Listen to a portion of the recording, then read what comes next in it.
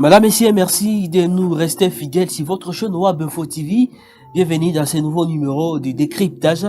Aujourd'hui, j'ai le plaisir de recevoir dans cette émission Maître Aro Nabougoré. Il est avocat au barreau du Nord Kivu. Avec lui, on va essayer de parler de certains antivaleurs dans ce pays, la République démocratique du Congo en particulier, dans la province du Nord Kivu. On va parler notamment de les problèmes liés à l'eau potable.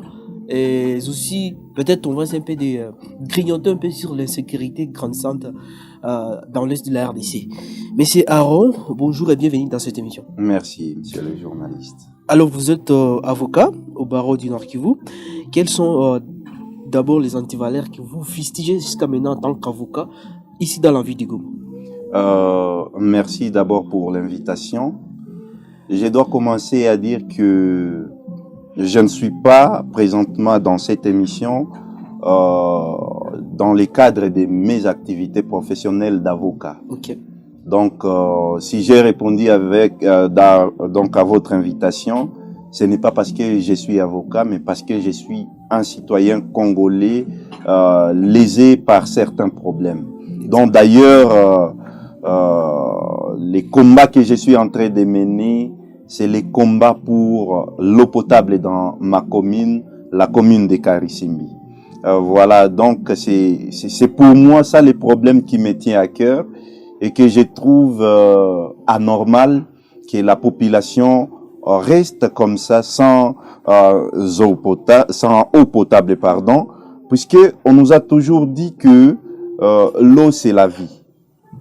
Donc la population, si on peut le dire, s'il faut partir du principe que l'eau c'est la vie, donc aujourd'hui la population de la commune de Karisimbi n'a pas la vie. Vous comprenez? Pour moi c'est un problème qu'il faut immédiatement donc trouver solution, et voilà pourquoi j'ai répondu à votre invitation. Je crois c'est par rapport au combat que je suis en train de mener. Et ce problème, c'est lié à quoi selon vous? Les raisons de ce manque d'eau? Les raisons, on n'a pas à connaître les raisons. On n'a pas à connaître les raisons parce que les problèmes d'eau ou alors les droits à l'eau, à l'accès à l'eau potable, c'est un droit constitutionnellement garanti. Ce n'est pas garanti par la loi, c'est par la Constitution. Oui. La Constitution, c'est la loi des lois, la loi suprême du pays. On ne peut pas la violer et demeurer impuni.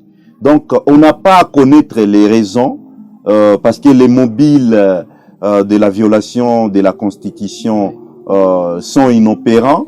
On ne peut pas nous expliquer que non, on a violé parce qu'il y a eu ceci, ceci. Non, la Constitution dit qu'on a droit à l'eau. On a droit à l'eau. On n'a pas à savoir les problèmes, c'est lié à quoi. Okay. Voilà un peu. Et vous avez aussi essayé un peu de décrier certaines ONG qui œuvrent ici dans la ville de Goma, qui essaient un peu de distribuer de l'eau potable dans la ville. Voilà. Oui. On ne doit pas se cacher. Oui. Je n'ai pas parlé de certaines ONG.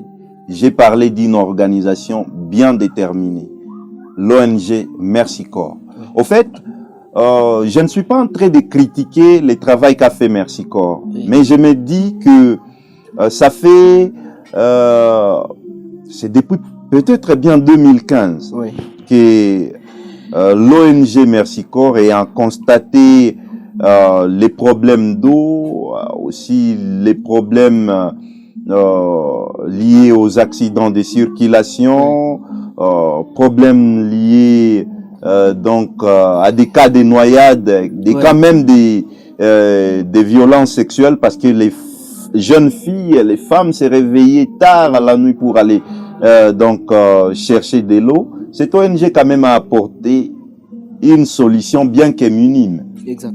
Minime pourquoi? Parce qu'elle a décidé à construire des bornes et fontaines dans certains quartiers de la commune de Karisimbi, et elle a quand même apporté une solution, minime soit-elle. Oui, par rapport à la régie des eaux. Voilà, par rapport à la régie des eaux. Oui. Alors, je me dis que cette solution-là, une société, une solution à moi, peut-être à quelques pourcentages, pourquoi ne pas réfléchir pour que qu'on sache comment élargir cette solution déjà proposée par Merci Corps pour que ces problèmes trouvent une solution définitive. Et je me dis, si Merci Corps a commencé ce projet, on doit se demander quelles étaient les clauses de ces projets-là. Est-ce que c'est seulement les bornes et fontaines qui étaient prévues ou c'était prévu que l'eau arrive même dans les ménages? Parce que notre combat, c'est que l'eau arrive dans des ménages à partir de ces tuyaux-là de Merci Corps. Parce que la question principale est de se poser. Comment comprendre que la population fait des centaines de mètres pour rejoindre ces bornes et fontaines des Merci Corps, mais ne peut pas être autorisé à se connecter sur ces mêmes tuyaux, parce que ces mêmes tuyaux traversent même devant les ménages de la population. Et la population ne peut pas être autorisée à se connecter à ces mêmes tuyaux pour s'approvisionner en eau dans leur ménage. C'est anormal. Et là, vous pensez que la Régie des eaux, comme c'est une institution publique, a échoué à sa mission? La Régie des eaux, il faut aussi se poser des questions. On peut croire que la Régie des eaux comme société aujourd'hui, parce qu'aussi c'est une société commerciale aujourd'hui, on peut croire que la Régie des eaux a totalement échoué, alors qu'il y a de l'argent, mais de l'argent qui se distribue peut-être, je dis bien peut-être, dans des poches des individus. Donc, c'est pour cela que je suis en train d'appeler les gens. Nous devons être exigeants. Nous devons savoir comment la Régie des eaux fonctionne. Parce que la Régie des eaux est aussi en partenariat avec Merci Corps. Comment cette organisation fonctionne? Cette organisation qui est aussi censée être sous la responsabilité de l'État congolais. Nous devons savoir comment ça fonctionne. Quel est le montant qui a été décaissé pour ces projets-là? Ce n'est pas parce que je réclame l'eau que je dois me porter candidat. Non. Ce n'est pas parce que je dois réclamer que les parcelles de l'État ne soient pas vendues que je dois. Sinon là, je serais en train de réclamer pour qui? Pour l'État congolais. L'État congolais n'est pas électeur. Donc je pense que c'est pour le bien de la population que nous le faisons et on ne doit pas les faire nécessairement pour être candidat. Et d'ailleurs, c'est quelque chose que je dois demander à la population. Bientôt, les gens vont commencer à... Ces problèmes, je ne les commence pas aujourd'hui, ces combats. Je ne les commence pas aujourd'hui. Je ne les commence pas parce qu'il y a les élections qui pointent à l'horizon. Non, non. Vous pouvez peut-être, après les élections, me recontacter et me demander, maître, est-ce que vous avez eu à postuler parce qu'on vous voyait chaud dans ces problèmes-là. Les élections, pour vous, ça ne vous intéresse pas? Les élections, ça intéresse tout Congolais. Non. Les élections intéressent tout Congolais, mais tout Congolais n'est pas censé être candidat. Voilà. Tout Congolais n'est pas censé être candidat. Donc, pour moi, je peux ou ne pas. Et d'ailleurs, les possibilités, c'est de ne pas être candidat, puisque je ne pense pas que c'est le bon moment peut-être pour moi. Et même si, parce que tout dépend, je peux me décider de me porter candidat. D'abord, les moments pour les campagnes électorales n'est pas, donc le moment n'est pas encore arrivé. Aussi, s'il faut parler de ma candidature, en tout cas, ce n'est pas le moment. Seulement, je pense que comme citoyen congolais, j'ai ce droit-là.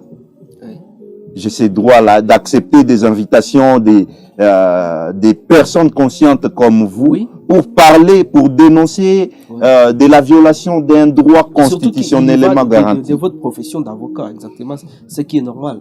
Ma profession. Vous êtes défenseur des droits humains. Voilà, je suis défenseur des droits humains de par ma profession. Exactement. Mais pour un problème comme celui-ci, je l'ai fait dans le cadre peut-être d'un citoyen congolais, défenseur des droits humains. Mais sinon, si c'était dans le cadre de ma profession, j'allais demander à cette population-là de me payer. Or, cette population ne m'a pas consulté dans ce sens-là. Seulement, je me trouve qu'en tant qu'habitant de cette commune, et c'est là que d'autres se sont joints à moi, je ne suis plus seul dans ces combats. Ok. Nous sommes désormais nombreux. Et là, je ne le fais pas comme avocat, mais comme habitant de la commune de Karissimbi. Alors, quelles sont les solutions que vous proposez, vous, en tant que citoyen au gouvernement, pour trouver une solution palpable ou, je vais dire, idoine à ces problèmes liés à l'eau potable? Voilà. La première solution Oui. que nous devons adopter, c'est cette prise de conscience. Ouais. Vous revenez un soir... C'est quand même déplorable. Nous sommes à quelques mètres du lac, mais la population manque. Voilà. Oui. C'est ce que je suis en train de me dire. Vous revenez à la maison et vous trouvez qu'il n'y a pas de l'eau. Ouais. Vous avez laissé de l'argent pour puiser de l'eau. Il n'y a pas de l'eau. Alors que les gens payent. Ce n'est pas Ça, normal. oui. Vous revenez le soir ou alors vous êtes au boulot, on vous appelle que non, on vient de tamponner quelqu'un. Parce qu'il y a aussi ces véhicules transportant de l'eau qui causent d'énormes dégâts dans cette ville. Des camions citernes. Oui. Voilà, des camions citernes. Et c'est pourquoi? C'est parce qu'il n'y a pas de l'eau dans la commune de Karissimbi. Il n'y a pas de l'eau dans les territoires de Nyiragongo ici. Alors que le lac est à quelques mètres ici. Okay. Ce n'est pas normal.